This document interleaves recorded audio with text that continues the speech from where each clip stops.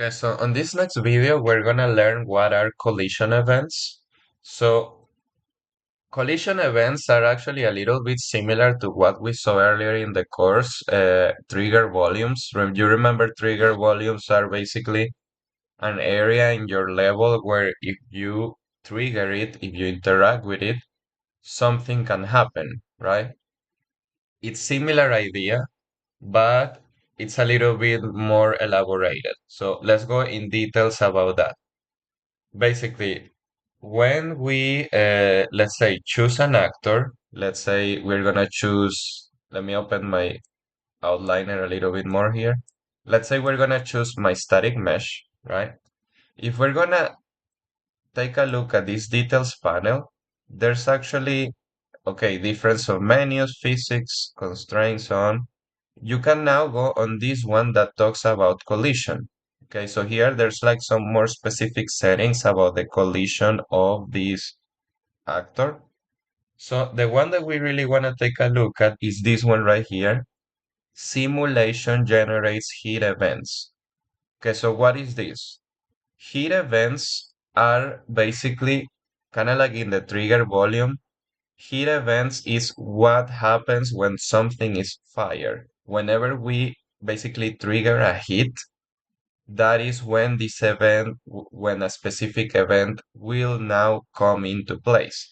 So in order for heat events to be, let's say, enabled for the actor we are on, we have to check this setting.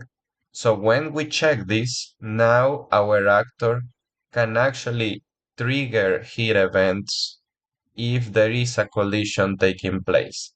If this is deactivated, doesn't matter what collisions happen, there's no heat event that can be triggered. But we are gonna create a heat event, where it's also like a collision event. So let's go ahead and check it.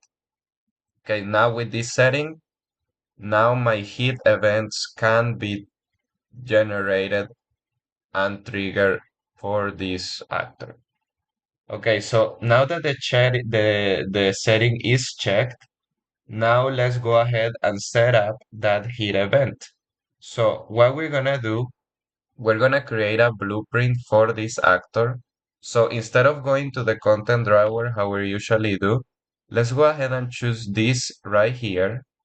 In the details panel, you see how you have, let's say here, the static mesh share actor. I'm gonna go ahead and click here, which what this does is it converts this actor into a reusable blueprint class. Basically, we're creating a blueprint class, but it's linked with this static mesh. Okay, so I'm gonna go click here, and you're gonna get these options here for this blueprint. Just go ahead and choose new subclass. Okay, I'm gonna leave this name, static mesh, share blueprint. Okay. So now that that is created, we're gonna go here to the event graph. Now here we can control the blueprint for that specific static mesh.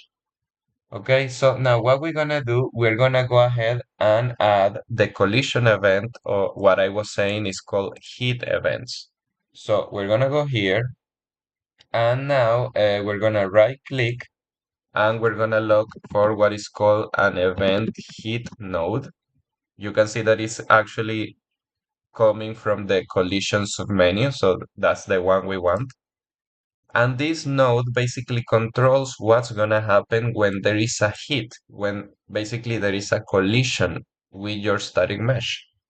So now, in order to test what's gonna happen, we're gonna go ahead and connect this event hit with like a print text node,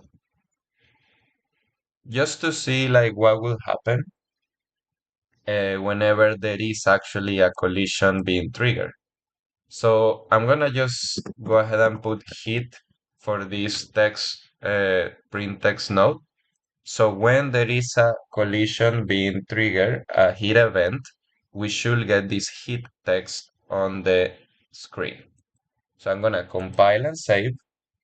I'm gonna go back to my level, and if we run the game, As you can see, every time the little cube hits the chair, we have here on the screen a hit message. Okay, so make sure yours is working that way.